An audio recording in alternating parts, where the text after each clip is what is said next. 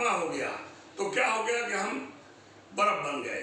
और यही जब शरीर छूट जाता है और जब आत्मा परमात्मा से मिल जाती है तो जल हो गए। सीधा साधा बात है। अगर हम बर्फ बन गए तो बर्फ क्या है? ये हमारा जीव है, जड़ है। चेतन इसमें एक सिर्फ आत्मा है।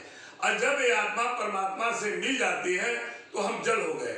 अरे भाई, जल में जल मिला देंगे तो क्या होगा? उसका कोई नहीं लगेगा कि ये किसका जल है, ये गंगा का है कि ये नदी का है, ये किस नदी का है, कुछ पता नहीं चलता। तो उसी तरह से बोलते हैं बर्फ के सदिश परिपूर्ण है और सब भूत मेरे अंतर्गत संकल्प के आधार स्थित है।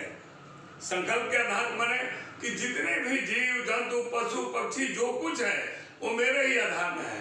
क्यों? ये आत्मा क्या है? परमात्मा का रूप है। चूंकि हम इस आत्मा को पहचान नहीं रहे हैं, हम बाहर संसार चक्र में घूम रहे हैं, लेकिन जो बड़े बड़े ऋषि महर्षि जो इस आत्मा को जान गए वो इसी में रमते हैं। उनको कहीं बाहर पूजा पाठ व्रत उपवास करने की कोई जरूरत नहीं है। वो जो पाना था वो पा लिए। उनका सीधा कनेक्शन ईश्वर से हो जाता है। इसलिए वास्तव में मैं उनमें स्थित नहीं हूं। क्यों? ये आत्मा जो है परमात्मा का ही अंश है, लेकिन हमारा कर्म जो है, इसलिए ईश्वर जो हमारे पास नहीं रहते हैं। जो भक्त हैं, जो हर समय भगवान की भक्ति करते हैं, उनके साथ ईश्वर हर समय लगे रहते हैं। बोलते हैं कि हमें पता नहीं चलता। अरे हवा कोई देखा है कि हवा का रूप क्या है, लेकिन अनुभव होता है।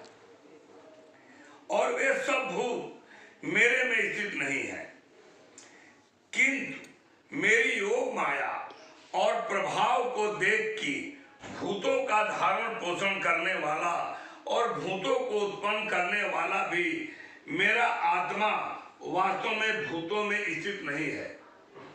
कहने का मतलब है कि हर जगह ईश्वर है। जब हम समझे तो, अगर हम आभास करें तो ईश्वर हर जगह विराजमान है। अगर नहीं माने तो ईश्वर कहीं नहीं है।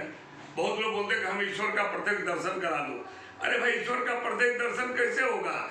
जब आप अपने अंदर की आप आत्मा खिड़की को खोलोगे तो ईश्वर का साक्षात दर्शन होगा। लेकिन जब तक हम उसको खोलेंगे नहीं, तब तक हमें भगवान कहाँ से प्राप्त होगा? हम तो माया में लिपटे हुए हैं। ये मेरा, वो तेरा, ये उसका, हम तो इसी में लपटे हैं।